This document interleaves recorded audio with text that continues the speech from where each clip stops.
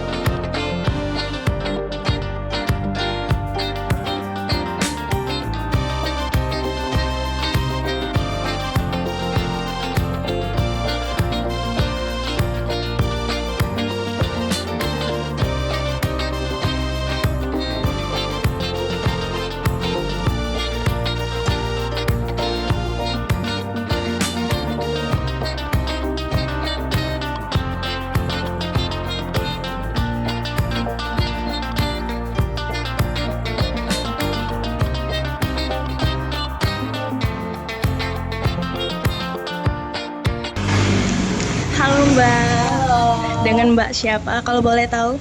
Aku Via. Dan Mbaknya? Lia. Oke, halo Mbak semuanya. Nah, di sini saya akan menanyakan tentang bagaimana sih pendapat Mbak tentang sate merah ini? Kalau menurut aku pribadi itu enak banget dan teksturnya juga juicy, bumbunya juga meresap dan pedes, enak banget. Kalau Mbak? Pedasnya mantep, gitu aja sih. Wah, beneran ya Mbak. Dan kalau soal pelayanannya bagaimana Mbak? Karena ini kan dari mentah ya, jadi pelayanannya nggak sedikit nunggu buat dibakar, jadi agak lama. Kalau Mbak, ada tambahan lagi? Ramah? Pelayanannya. Oh iya benar, ramah banget ya Pak. Oke Mbak, cuman itu aja yang mau saya tanya. Sekian, terima kasih ya Mbak. Sebelumnya dengan Bapak siapa? Mas Iya, Mas siapa? Cahyo, Baik, Mas Cahyo. Ini nama usahanya apa ya? Sate Pedas Mataram, Usaha ini bergerak di bidang apa ya, Mas? kuliner. Di kuliner Ini usaha milik pribadi apa? pribadi. Untuk alamat usahanya? Ini di Jalan Nogorojo ya, di Gowo Selatan Amplas. Kalau boleh tahu, usahanya ini berdiri sejak tahun kapan ya Mas? Dari September 2018. Terus kalau yang sate ini tuh cabangnya baru jalan 1 bulan. Tapi menu sate ini dulunya itu cuma jual pas bulan puasa aja. Kenapa dijual saat puasa dan pas dulu? Jadi dulu memang buat menu spesial Ramadan aja. Karena capek bikin. Terus memutuskan buat jualan setiap hari kapan? Karena satenya itu kan dari 2021 kalau nggak salah, jualan setiap Ramadan. Banyak yang nanya, kenapa selain Ramadan nggak dijual? Setelah mikir lama-lama, baru tahun ini dijual. Dulu awal mula bisa berdirinya bikin sate ini gimana, Mas? Jadi ini kan dulu kan di warung yang sana itu kan jualnya makanan khas Lombok. Jadi Jadi dulu tuh jual ayam taliwang. Nah terus nyari variasi makanan khas Lombok apa lagi ya selain ayam taliwang ini. Ada namanya sate rembige di sana tuh. Sate rembige tuh aslinya dia basicnya dari daging sapi. Terus ya dulu jual awal 2021 tuh kita jual pakai daging sapi. Cuma akhirnya berubah ke daging ayam karena daging sapi itu harganya kan mahal, apalagi pas puasa tuh nggak bisa dikontrol. Jadi akhirnya ganti daging ayam. Jadi sate itu kita memang pergi ke Lombok. Jadi memang ada partner saya tuh di sana orang Lombok asli. Jadi kita benar-benar selama seminggu tuh di Lombok tuh ya udah nyobain ayam taliwang, nyobain semuanya. Akhirnya diambil yang cocok. Oh sate rembige ini. Akhirnya bikin ngulik sendiri lah bumbunya sampai sebenarnya nggak yang mirip-mirip banget tuh enggak. Cuma benang merah rasanya tuh ini udah lumayan lah ini. Dari situ sejarahnya tuh nyari makanan khas Lombok selain ayam taliwang. Kenapa harus Lombok? Karena dulu awalnya basicnya nyari bikin ayam bakar yang nggak manis. Kan di Jogja kan semua manis kan. Iya. Nah kita bikin pembedanya apa sih? Kalau kita bikin manis juga ya susah buat laku. Akhirnya diambil ayam taliwang itu. Kebetulan juga partnernya orang Lombok. Dapat lah. Dulu emang pure mau bangun usaha ini apa ada lain? Pure usaha. Pure. Dari lulus kuliah pure usaha. Walaupun ditentang orang tua. Lo gimana? Walaupun ditentang orang tua. Iya, pasti. Untuk latar belakang pendidikannya apa ya, Mas? Latar belakang pendidikan S2 Teknik Manajemen Industri ITB.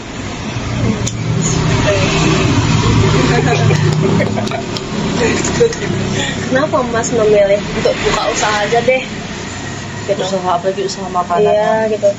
Mungkin bisa dibilang Agak mereng kan dari jurusan Mas. mereng banget sih. Mereng. Apa Mas suka makan atau terinspirasi? Kalau dulu awalnya kuliah di ITB itu karena pengen kerja di PTDI Dirgantara. Terus Dirgantara tuh pabrik pesawat. Tahu kan? Itu yang diriin Habibie. Iya. Kalau nonton film Habibie Ainun pasti tahu. Pengennya dulu di situ karena ngefans sama Habibie dari dulu. Akhirnya tapi setelah sampai mau lulus di sana tuh nggak ada buka rekrutmen. Akhirnya pulang ke Jogja. Ya itu buka ayam taliwang pertama kali. Itu Masnya sempat nganggur atau langsung kayak aku nggak bisa nih kayak gini harus apa nih gini? Kalau dulu memang setelah lulus itu apa aja dikerjain. Maksudnya bukan yang gengsi lah S2 ngapain sih kerja kayak gitu, enggak ada sama sekali. Jadi emang yaudah kerjain aja. Nah kenapa milihnya F&B? Karena emang seneng masak dari dulu, dari kecil tuh seneng masak. Jadi akhirnya yaudah kayak contohnya resep ini kan ngulik sendiri, nyari sendiri. Kenapa Masnya nggak pilih jurusan tata boga? Kan Masnya suka masak-masak. Dulu nggak kepikiran buka bisnis. Pas SMA kan nggak kepikiran buka bisnis. Cuma kan kalau ditarik garis benang merahnya, teknik industri itu kan buat apa ya? Secara umum ya orang bisnis tuh di teknik industri itu pelajari. Bedanya adalah teknik industri itu mengelola bisnis untuk skala besar, misalnya pabrik. Ini kan lebih kecil kan, warung makan. Udah sama aja, ilmu tetap kepake kok. Nggak ada yang nggak kepake. Jadi nggak ada yang sia-sia. Terus kan dulu kan pengen balik ke Jogja kan gara-gara di sana nggak ada rekrutmen. Terus ini ada nggak keinginan buat ke sana lagi? Kan itu kan udah cita-cita karena ngefans sama Habibie. Enggak sih, karena dulu kalau nggak salah ada batas umurnya. Kalau lulusan S2 itu sampai umur berapa di sana kan. Terus karena udah di sini, ya udah. Kalau udah ngerasain nikmatnya bayar gaji ke orang lain tuh udah nggak enak buat kerja. Gitu. Betul. Produk yang ditawarkannya apa aja Mas? Apa ada yang selain dari sate? Jadi kalau yang di sate pedas Mataram itu memang khusus jual sate aja, nggak jual yang lain. Karena memang buat spesifik orang datang ke sini ya pengen makan sate. Biar lebih mensimplifikasi menu yang dari warung yang di sana. Oh iya iya. Kalau bahan baku itu dapatnya dari mana? Bahan bakunya standar semuanya dari pasar. Bahan utamanya cabai sama daging ayam. Ada langganan nggak Mas? Ada. Kalau cabai ada di pasar Kolombo di Jakarta. Kalau ayam dari Saliman, Suciati. Kalau perbedaan produk dengan pesaing itu bagaimana Mas? Ada nggak Mas? Ya, apa ciri khasnya dari sate Mataram ini, apa yang Oh. bisa membedakan dengan sate-sate yang lain? Sebenarnya kalau sate Mataram ini kan dia orang nyebutnya kebanyakan sate merah ya. Mm-mm. Sate merah itu kan ada yang udah khas di Kaliurang sana kan. Cuma bedanya adalah kita itu satenya kalau di sana kan ada rasa manisnya. Bedanya di sini tuh memang benar-benar sate pedas. Dan sebenarnya kita nyebutnya nggak yang sate merah sih. Merah itu kan karena memang bahan dasarnya cabai kan. Bumbunya ya Mas? Enggak. Lebih ke mix rempahnya sih, bahan-bahan rempahnya. Oh, jadi dia membuat kayak merah gitu kan? Ya, jadi nggak basicnya cabai tapi ada yang lainnya juga. Oh iya. Kenapa bisa milih lokasi di sini? Yang pertama karena sengaja nyari yang tengah-tengah biar akses orang yang dari utara sama selatan tuh lebih kejangkau. Yang kedua untuk jual online-nya, karena kalau di tengah-tengah lebih mengakomodir buat ongkir. Ada nggak Mas keinginan buka cabang di mana gitu? Kalau pengen buka cabang tuh ada, cuma sementara di sini dulu mungkin sampai 6 bulan atau 1 tahun, baru setelah itu mikir buka cabang. Oh iya. Untuk harga setiap produknya berapa? Kalau harga produk kan satenya aja tuh 5 tusuk 16.000, tapi kalau yang paketnya 20.000 Sama nasi sama kuahnya. sama nasi sama kuah. Nah jadi yang sebenarnya jadi pembeda sate sama sate merah yang lain tuh di kuahnya sih. Kita pakai benar-benar kaldu ayam dari rebusan ayam, Oh, bukan rego. kayak kuah sop gitu. Mirip prosesnya kayak bikin kuah sop. Oh, Kalau per tusuk itu berapa Mas? Maksudnya per porsi? Enggak, per satu tusuk gitu. Ada dijual nggak? Oh enggak, kita jualnya per 5 tusuk. Satu porsinya tuh 5 tusuk. Enggak dijual, misalkan orang minta 6, 7 nggak bisa. kenapa Mas kalau boleh tahu? Karena itu tadi mempersempit pilihan orang buat makan. Kalau kita mengakomodir ada yang jual per tusuk misalkan ya, datang ke sini, Mas 3 tusuk aja. Kita tuh nggak bisa ngeset menu itu bakal habis memproyeksikan hari ini tuh kita mau jual berapa sih, susah. Oh, iya. Jadi emang dari awal itu ayamnya itu udah di stok gitu ya? Ya, Misal jadi hari ini bawa berapa stok gitu? Itu jadi stabil? iya, jadi misalkan kita tahu nih weekend. Nah, weekend itu bawa berapa. Jadi pagi itu bikin ya udah sesuai sama yang mau dibawa nanti. Itu selalu habis nggak Mas? Atau ada yang tersisa gitu? Kalau habis tuh nggak selalu sih, cuma di atas rate 80% tuh selalu habis. Cuma yang kadang kendalanya misalkan hujan deras, Oh, iya. nah itu sudah pasti nggak habis. Atau misalkan pas lagi hari-hari weekdays tuh biasanya di hari Selasa sama Rabu tuh biasanya nggak habis. Nggak tahu kenapa di hari itu ya kalau warung ini. Jadi kadang kalau hari Selasa tuh bawanya cuma sedikit. Karena tujuannya biar nggak nyisain stok buat besok tuh baru terus Biar lebih fresh terus. ya apa Promosi yang dilakukan buat usaha ini melalui apa aja? promosinya untuk saat ini cuma dari sosial media sih, sama ya beberapa influencer mikro, tapi bukan yang besar-besar tuh juga. Tapi ada kemarin sih yang besar tuh dari Mas Agus Julian. Berarti ini ada sosial medianya sendiri. Ada. Tapi jarang Aktif. karena nggak sempet konten. Oh. Kalau boleh tahu apa Mas? Namanya Namanya? Mataram. Sate Mataram. Mataram. Jumlah karyawan. Jumlah karyawan kalau yang di sini masih dikerjain sendiri sama partner itu. Tapi kalau di yang ayam Taliwang itu totalnya ada 6. Ada susah nggak sih Mas buat bangun usaha ini? Kalau sate ini hitungannya nggak yang dari nol banget sih. Susah, cuma bukan yang dari nol, kita harus nyari tahu marketnya siapa dan lain-lain tuh. Karena emang selama 4 tahun jualan puasa tuh ya alhamdulillah selalu laku. Jadi kita udah tahu karakter konsumennya tuh seperti apa. Nah pas buka sendiri di sini, ya udah tinggal ngeset gimana caranya.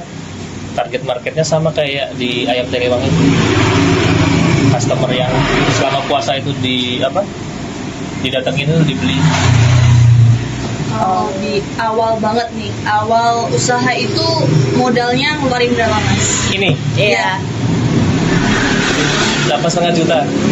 Percaya nggak? Bisa tuh Ini udah sama Iya. tempat, sama bahan-bahan semua. Iya.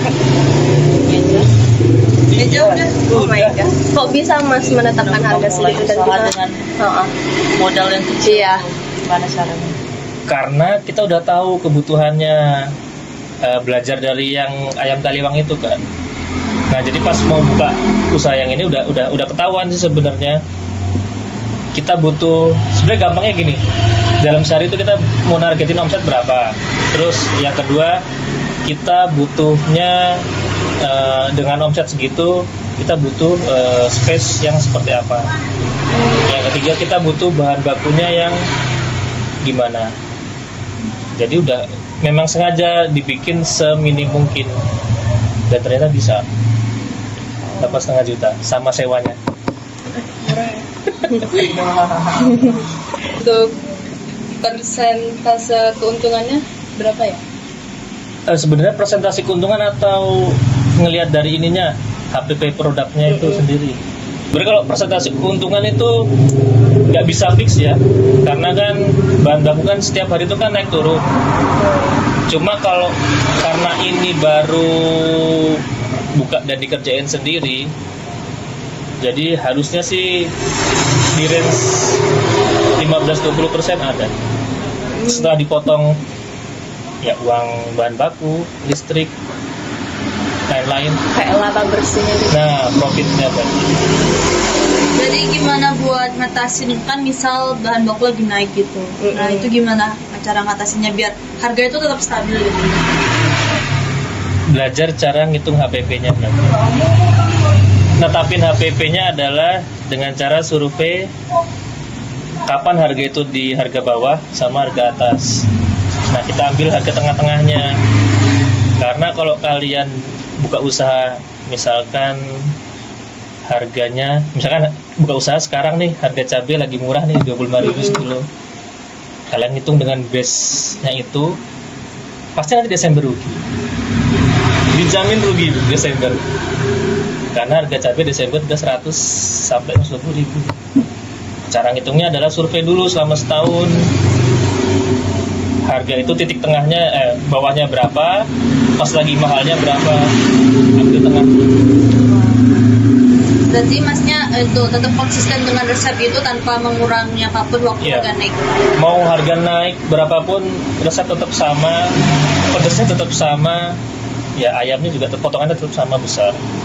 Kan Masnya bilang bisa dibilang usahanya kan berjalan lancar dari dulu, tapi pasti kan bakal ada saran-saran atau masukan dari misalnya dari pelanggan yang kurang cocok dengan rasa atau apa, itu gimana Masnya melakukan improvisasi di menunya atau tetap berpegang teguh pada dirian Masnya, ya rasanya tuh begini gitu? Itu ada dua sisi cara nilainya. Pertama survei kan, survei itu bisa ngobrol ke customer. Kalau dia mintanya kan garis merahnya kan makanan pedas ya. Kalau dia mintanya, Mas ini kalau bisa nggak pedas, itu berarti bukan yang harus kita ambil. Tapi kalau misalnya dia bilang, Mas ini pedas, cuma mungkin dibikin lebih gurih sedikit. Nah itu kita kumpulin, misalkan ada yang begitu ya. Misalkan dari 20 orang yang kita tanyain ternyata lebih dari 50% bilang kurang gurih, ya harus dikoreksi. Kurang gurih ini karena apa? Karena proses masaknya kah? Apa karena ada seasoning yang kurang? Tapi selama dia masih di benang merah pedesnya itu nggak masalah. Pasti kita buat review lah sebenarnya kurangnya di mana. Karena yang namanya jualan kan kita jual ke customer. Kalau kita nggak ngedengerin customer ya pasti bakal sepi. Tapi selama di benang merah itu ya, karena dijual makan pedas ya, kalau orangnya bilang, Mas ini kepedesan, saya nggak suka pedas, ya udah biarin aja. Ya ngapain didengerin? Itu. Bukan pelanggan. Iya, itu bukan market kita. Itu. Kalau dari awal itu kan sampai sekarang itu omset itu semakin lama semakin naik apa gimana?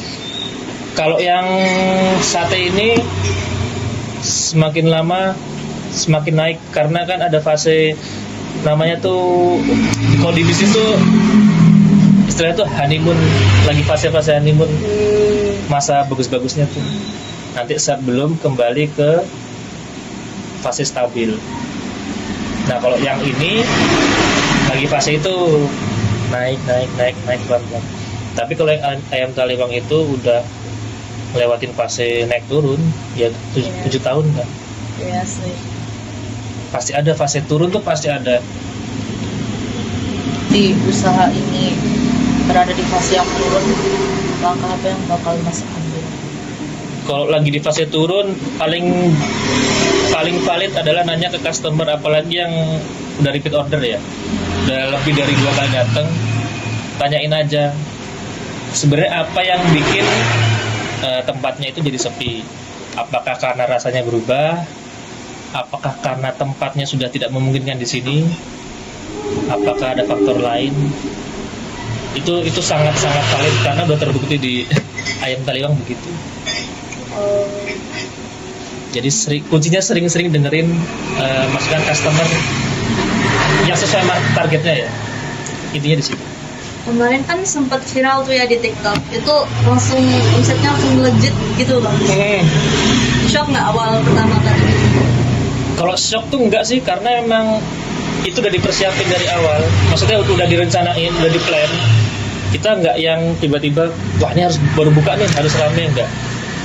Bahkan seminggu pertama tuh memang kita buka, ya udah orang nggak tahu nggak apa-apa. Yang penting ketika orang lewat ada ada karena di seminggu pertama tuh ya pernah nggak laku tuh pernah. Oh iya. Iya, jadi baru buka ya? Iya, jadi setengah 7 buka tuh sampai 7 jam 10 nggak ada yang beli. Sama sekali. Itu kenapa Mas kalau boleh tahu? Ya karena emang kita nggak ngelakuin promosi kan. Oh, iya. Jadi memang pengen. Sebenarnya itu udah dalam rencana sih. Memang kita pasti bakal awal tuh nggak laku. Sengaja. Jadi tujuannya apa? Biar yang pertama buat ngelatih mental nih. Oh. Iya kan? Bener. Kalau nggak laku tuh gimana? Iya, biar nggak capek. Iya, kalau nggak laku itu gimana solusinya? Yang kedua, biar kita tahu prosesnya. Dulu kalau nggak salah laku awal tuh cuma 2, terus naik 5, naik 10. Karena kalau langsung tiba-tiba bikin kontennya rame viral, itu dijamin nggak bakal bisa umurnya panjang. Karena apa? Karena nggak siap secara produksi, nggak siap secara pelayanan, nggak siap secara stok. Jadi emang itu udah di plan. Jadi emang targetnya sebulan pertama dulu tuh yaudah bertahap aja. Seminggu pertama malah nggak ada yang beli, hampir nggak ada yang beli. Jadi Mas itu bahan-bahannya gimana? Ya memang nyetoknya sedikit, cuma bawa 5 porsi. Kalau habis ya udah langsung tutup. Oh. Jadi misalkan terakhir setelah seminggu tuh kan udah mulai orang lihat ya. Jam 8 tuh setengah 8 habis 10 porsi kan, cuma bawa 10. Ya udah tutup. Jadi emang nggak misalkan pengalaman habis 10 porsi, besok bakal mikir, udah kita bawa 20 deh, nggak, tetap bawa 10. Oh, stabil gitu ya, Tetap Mas. Iya. kirakan ekspektasi paling. Jadi emang udah direncanain mulai dari nggak laku sampai rame itu udah direncanain, udah dipersiapin maksudnya. Gitu. Ya, Masnya bilang Mas usaha ini dicela orang tua ya. Terus gimana Mas menyikapinya? Sebenarnya nggak dicela sih, kan orang tua kan punya mindset ngapain sekolah tinggi-tinggi kalau harus jualan, toh jualan nggak harus kuliah. Tapi kan orang tua nggak tahu bahwa kuliah tuh sebenarnya bukan buat cari kerja di tempat yang apa ya, yang ber-AC segala macam. Tapi kan yang diambil kan buktinya sampai sekarang pakai ilmu kuliahnya. Kuliah kan sebenarnya cara kita apa sih, ngembangin pola pikir, cara kita belajar ngambil keputusan, cara kita nego sama dosen, bernegosiasi, berdiplomasi, berpolitik kan. Kalau kalian nanti skripsi kan ngerasain gitu kan. Nah, jadi sebenarnya apa yang dipelajari di kuliah tuh bukan serta merta mata kuliahnya aja, prosesnya. Nah itu kan yang bisa diterapin di usaha yang sekarang. Tapi kan orang tua nggak tahu kayak gitu kan. Taunya kan ya udah. Akhirnya setelah, kalau nggak salah, setelah 8 bulan, 8 atau 10 bulan ya lupa. Akhirnya orang tua ya udah terserah mau apa aja. Karena udah tahu, ngelihat ada ini kan, ada progresnya kan. Oh udah mulai nih. Kalau dulu awal-awal kan, yang namanya orang tua pasti takut kan nanti anaknya makan apa. Gitu. Masnya menerima ini nggak pesanan besar gitu buat acara-acara? Kalau yang di Taliwang itu nerima. Terima. Kalau yang di sini belum. Di sini belum karena sementara bukanya baru malam kan. Kalau yang di sana tuh udah nerima, udah sering. Yang di Taliwang itu udah sering. Kan ini bisa terbilang laku kan Mas, dan banyak dicari orang. Kenapa Mas memilih bukannya hanya di malam hari? Kenapa nggak dari sore atau nggak dari pagi mungkin? Ya itu tadi, itu tuh udah dalam planning awal. Jadi kenapa bukanya dari malam dulu, terus kenapa nggak buka sore? Bulan depan mulai dimajuin bukanya, jadi sore. Jam berapa Mas kalau boleh tahu? Jam pulang kantor, Jam 5. jam 4, jam 5.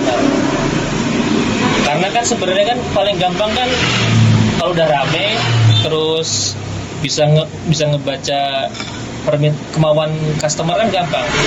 Ternyata mungkin setelah buka 1 bulan lebih ya, hampir 2 bulan sih, itu kan kelihatan ada yang nggak bisa kesini karena udah jam pulang kantor, lokasi jauh dari sini. Mereka kepengennya kan datang ke sini karena kalau bisa sore pulang ke rumah sekalian bungkus terus pulang.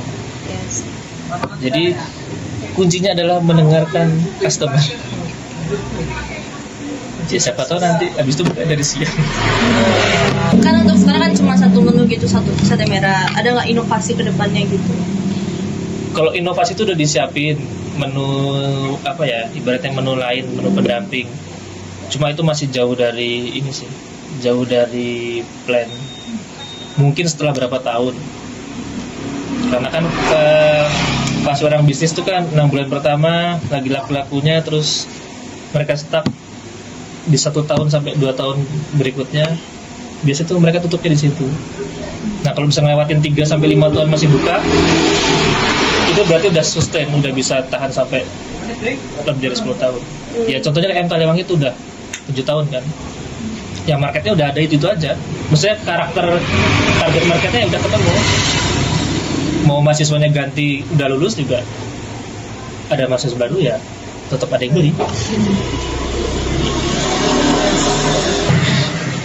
Kata-katanya Mas. Aduh, kata-kata Untuk hari ini. Kata-katanya untuk bisa apa ya, memotivasi kami Ya, apalagi kan Mas berhasil membangun usaha dengan modal yang sedemikian mungkin ya. Iya.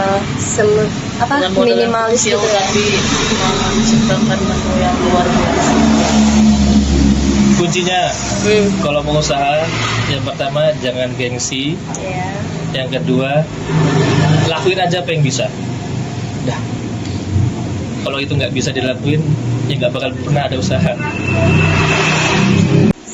Sepertinya cukup ya Mas. Terima kasih. Terima kasih Oke, sama-sama. sudah bisa diwawancarai dan meluangkan waktunya. Iya, sama-sama. Oke Mas, bye.